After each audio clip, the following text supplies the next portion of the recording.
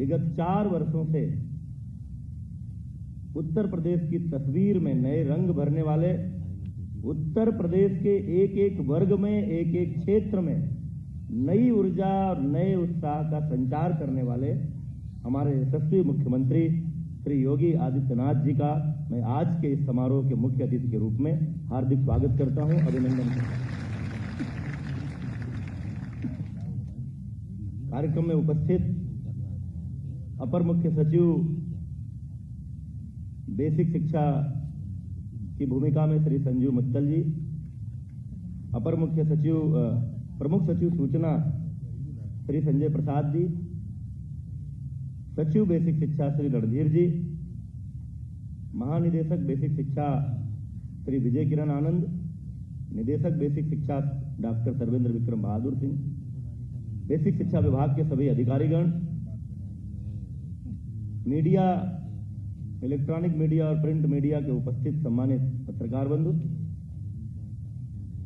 और आज जिनके लिए यह कार्यक्रम है, जिनके जीवन का ऐतिहासिक क्षण है, जिनको माननीय मुख्यमंत्री जी की उत्तर प्रदेश की बेसिक शिक्षा की तस्वीर बदलने की संकल्पना को साकार करने के अग्रदूत के रूप में काम करना है विकास खंड के स्तर पर, उत्तर प्रदेश के इतिहास में एक साथ इतनी बड़ी संख्या में माननीय मुख्यमंत्री जी का उत्तर प्रदेश के नौजवानों को रोजगार देने का और गांव गरीब मजदूर किसान के बच्चों को भी गुणवत्तापूर्ण शिक्षा देने का संकल्प पूरा करने के लिए इतनी बड़ी संख्या में नवनियुक्त हमारे सभी खंड शिक्षा अधिकारीगण, मैं उनका यहां हार्दिक स्वागत करता हूं, अभिनंदन करता हूं। उत्तर प्रदेश के बेसिक शिक्षा परिवार में आपका स्वागत करता हूं, आपके उज्जवल भविष्य की शुभकामनाएं देता हूं और यह विश्वास भी करता हूं कि आप सब हमारी बड़ी टीम का हिस्सा बनकर हमारे 6 लाख से अधिक शिक्षकगण, हमारे 1,60,00,000 से अधिक नौनिहाल छात्र छात्राएं, हमारे सभी अधिकारीगण, हम सब मिलकर माननीय मुख्यमंत्री जी के मार्गदर्शन में मार्च 2022 तक,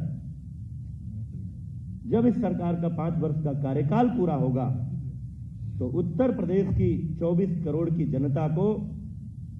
उत्तर प्रदेश के बेसिक शिक्षा परिषद के स्कूल एक नए अवतार में, नए रूप रंग में और दुनिया की किसी भी बुनियादी शिक्षा की व्यवस्था के समानांतर खड़े होकर के उत्तर प्रदेश की करोड़ों जनता की आकांक्षाओं को पूरा करते हुए दिखेंगे और उस अभियान में आप सब हमारा साथ देंगे।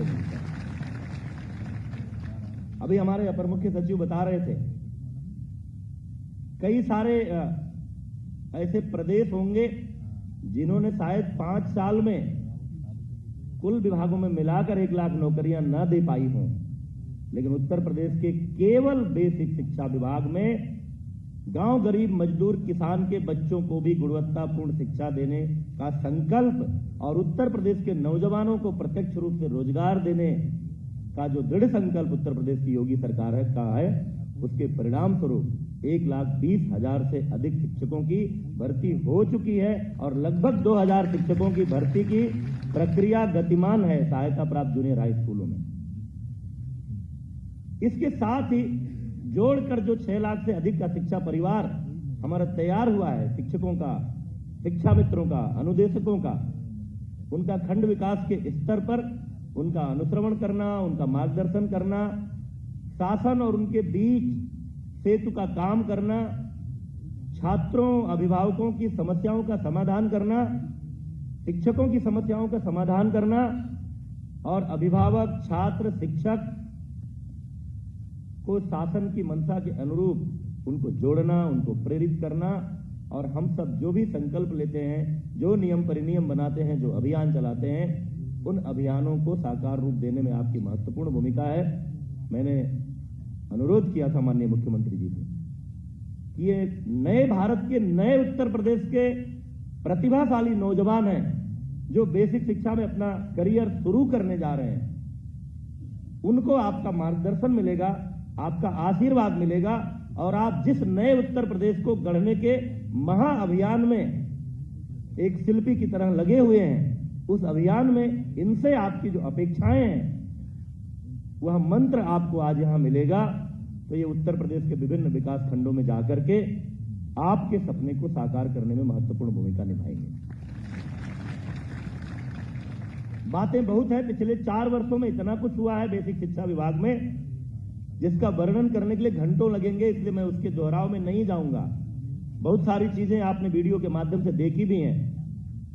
अभी 100 दिन का प्रेरणा ज्ञानोत्सव जो हमने 1 मार्च से शुरू किया है, जिस कड़ी में 17 मार्च को प्रदेश के सभी विकास खंडों में एक साथ जनप्रतिनिधि, शिक्षा विभाग के अधिकारी, शिक्षक, अभिभावक और छात्र छात्राओं का जो संवाद होगा और उसमें पिछले 1 साल में जो व्यवधान आया कोविड-19 की महामारी के कारण, उसको मेकअप करके, उसकी क्षतिपूर्ति करके तीव्र गति से कैसे आने वाले दिनों में हम उस कमी की भरपाई कर सकें। और मैं बार बार एक बात कहता हूं, इसलिए नहीं कहता हूं कि पिछली सरकारों की व्यवस्था की आलोचना करना चाहता हूं, इसलिए कहता हूं कि उत्तर प्रदेश की जनता के मन में यह विश्वास पैदा होना चाहिए कि जब तक उत्तर प्रदेश योगी सरकार के हाथों में है, तब तक उत्तर प्रदेश के किसी गरीब मजदूर किसान को अपने बच्चों की शिक्षा के लिए, अपने परिवार की चिकित्सा के लिए, अपने बेटे बेटियों के रोजगार के लिए, आवास के लिए, शौचालय के लिए, सड़क के लिए, बिजली के लिए चिंता करने की आवश्यकता नहीं है।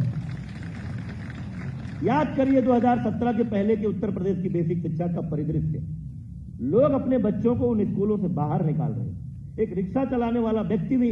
छोटी आमदनी में भी कोई निजी विद्यालय खोजता था अपने बच्चे को पढ़ाने के लिए, क्योंकि बेसिक शिक्षा परिषद के स्कूलों में ना तो इंफ्रास्ट्रक्चर था, ना ही टीचर था, छत थी तो फर्श नहीं था, फर्श था तो खिड़की नहीं थी, दरवाजे नहीं थे, पीने की पानी की व्यवस्था नहीं थी, स्थिति पूरी तरह से जर्जर थी।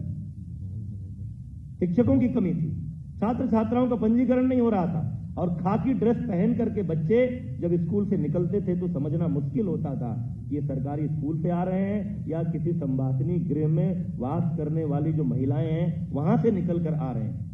वहां से हमारी यात्रा शुरू हुई है, वो हमको विरासत में मिला था। लेकिन माननीय मुख्यमंत्री जी की संवेदना बच्चों के प्रति एक पीठ के पीठाधीश्वर होने के कारण ही शुरू से लगाव, प्यार, समाज के दबे कुचले वर्ग के लोगों को भी अच्छा जीवन उपलब्ध कराने का संकल्प, जिसके परिणाम स्वरूप ऑपरेशन कायाकल्प की शुरुआत, और वहां से पहली बार उत्तर प्रदेश के सरकारी स्कूलों के फर्श को टाइल्स और संगमरमर की पत्थरें नसीब हुई। आज एक तरफ विद्यालयों का रूप रंग अच्छा दिख रहा है तो बच्चे 2 जोड़ी अच्छा खिलता हुआ रंगीन यूनिफॉर्म, और यूनिफॉर्म पहनकर बच्चे चप्पल में अच्छे नहीं लगते हैं। इस संवेदना के साथ उत्तर प्रदेश सरकार की व्यवस्था से जूते और मोजे, अच्छे कपड़े का बैग, किताबें और उनको देने की तत्परता इतनी कि इस लॉकडाउन के समय में भी बच्चे अपने घर से, स्कूल बंद था लेकिन उनके घर तक उनका यूनिफॉर्म, जूते, मोजे, किताबें, बैग, स्वेटर, यूनिफॉर्म मिल जाएगा, ठंड में स्वेटर कहां से आएगा। इस संवेदना के साथ माननीय मुख्यमंत्री जी ने छात्र छात्राओं को उत्कृष्ट सुविधाएं उपलब्ध कराई। और सबसे बड़ी बात, हम सब ने अपनी पीएचडी तक की शिक्षा पूरी करने के बाद भी उत्तर प्रदेश में स्मार्ट क्लास नहीं देखा था अपनी कक्षाओं में, लेकिन हमारे गांव गरीब मजदूर, किसान, रेहड़ी वाले, ठेले वाले के बच्चे भी जिन स्कूलों में पढ़ते हैं, उन स्कूलों में इस कोविड की महामारी के दौरान ऑनलाइन क्लासेज, दूरदर्शन के माध्यम से पढ़ाई, ये पूरी दुनिया के लिए आश्चर्य का विषय था। हमारे साथ पढ़े हुए लोग जो हमारी तरह उन जर्जर भवनों में पढ़कर बड़े हुए, जो अमेरिका, इंग्लैंड, जापान, जर्मनी में बसे हुए हैं, नौकरी कर रहे हैं, उनके टेलीफोन आ रहे थे कि जो उत्तर प्रदेश के सरकारी स्कूलों में ऑनलाइन क्लासेज के दृश्य अखबारों में, मीडिया में आ रहे हैं, क्या ये सही है? क्योंकि उनको विश्वास नहीं हो रहा था कि ऐसा भी हो सकता है। ये सारा कुछ इन 4 वर्षों में हुआ है। यात्रा अभी शुरू हुई है। 1,58,631 विद्यालय, जो कुछ विद्यालय संविलियन होने के बाद आज भी 1,35,000 कैंपसेस के रूप में हमारे सामने हैं। उनमें से 50,000 से अधिक विद्यालयों का कायाकल्प हो चुका है। 35,000 विद्यालयों में कार्य गतिमान है। हमारा संकल्प है कि मार्च 2022 तक सभी विद्यालयों का कायाकल्प करेंगे। 5,000 से अधिक स्कूलों को स्मार्ट क्लास दिया है और दुनिया की